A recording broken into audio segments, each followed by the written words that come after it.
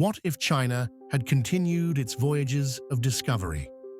In the early 15th century, the Ming dynasty, under the leadership of Emperor Yongle, embarked on a series of maritime expeditions led by the legendary Admiral Zheng He. These voyages, which took China across the Indian Ocean and beyond, were grand in scope, reaching as far as the coasts of Africa. The purpose was clear: to establish China as the dominant power, spread its influence, and trade with distant lands.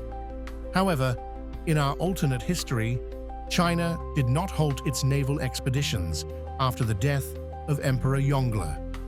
Instead, the Ming Empire continued to invest in its fleet, sending larger and more advanced ships into uncharted waters.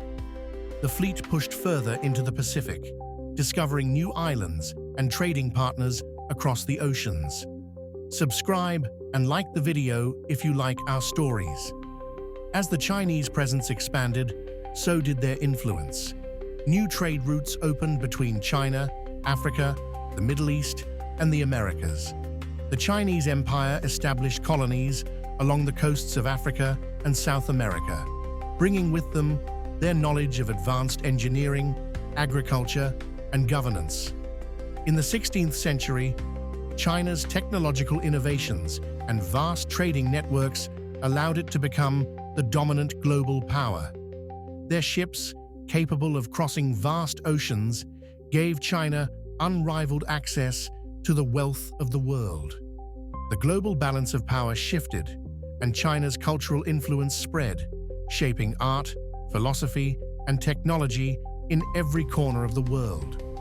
The Chinese Empire's discoveries led to a golden age where their scholars, navigators, and merchants bridged the gaps between East and West.